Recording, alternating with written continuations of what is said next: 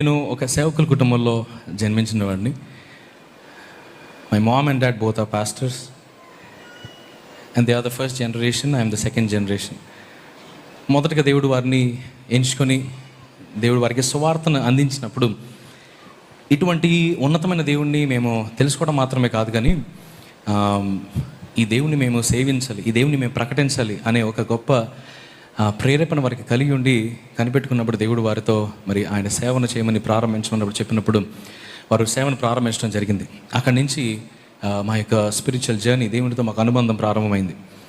వారిని ప్రేమించి దేవుడు నన్ను ఇచ్చాడు. వారు చిన్నప్పుడే నన్ను సేవకు ప్రతిష్ఠించారు.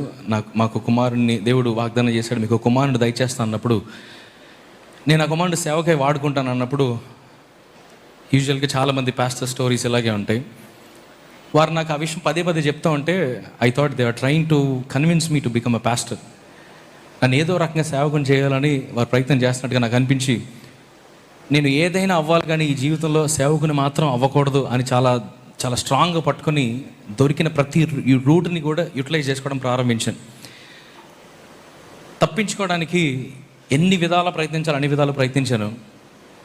ఐ ఈవెన్ లెఫ్ట్ విజయవాడలో మా చర్చ్ ఉంటుంది. సో విజయవాడని కూడా విడిచిపెట్టి వెళ్ళిపోయి ఎక్కడైనా సెటిల్ అవ్వాలని చెప్పి నేను ఆడియో ఇంజనీరింగ్ చేస్తానని చెప్పి వారికి అవ్వదని చెప్పి యాక్చువల్లీ ఆడియో ఇంజనీరింగ్ చేశాను. బట్ దేవుని నా మహిమార్థమై ఈ టాలెంట్ దేవుని కొరకు వాడతానని చెప్పి నేను వారికి చెప్పి అక్కడికి వెళ్ళి నేను అక్కడే సెటిల్ అయిపోవాలన్నదే నా ఆశ. సో అక్కడికి వెళ్ళి ఒక 2 years నా యొక్క సౌండ్ ఇంజనీరింగ్ కోర్స్ చేసిన తర్వాత I was looking for an internship way to work అని. ఆ సమయంలో ఒక పెద్ద స్టూడియో నుంచి, బాలీవుడ్ స్టూడియోస్ నుంచి నాకు ఒక మరి ఇంటర్న్షిప్ ఆఫర్ వచ్చింది. వెంటనే ఆలోచించకుండా వెంటనే జాయిన్ అయిపోయాను. ఒక 6 months ఇంటర్న్షిప్ తర్వాత దే స్టార్టెడ్ పేయింగ్ మీ. అలాగే ఒక 1.5 year, ఇది ఒక 6 months, ఇంకొక 1.5 year, 2 years నేను అక్కడ మరి వర్క్ చేస్తున్నాను. ఎన్నో బాలీవుడ్ ఫిల్మ్స్కి వర్క్ చేస్తూ అబ్బా ఇదిరా బాబు జీవితం అంటే, ఏ టెన్షన్లు ఉండవు, ఎవరికి సమాధానాలు చెప్పుకోకర్లేదు, ఎవరు మనల్ని జడ్జ్ చేయరు, ఎందుకంటే ఇక్కడ మనకంటే గొప్ప పాపులు ఉన్నారు అనుకుంటూ చాలా కేర్ ఫ్రీ లైఫ్ని లీడ్ చేస్తూ ఉన్నాను. ఒక ఆడియో ఇంజనీర్ ఎటువంటి కెరియర్ని అయితే బిల్డ్ చేసుకోవాలని కోరుకుంటాడో అటువంటి రూట్లో అటువంటి స్టెప్స్ ఎక్కుతూ నేను ముందుకెళ్తున్న సమయంలో దేవుడు నాతో మాట్లాడడం జరిగింది. నాకు ఒక దర్శనాన్ని చూపించాడు.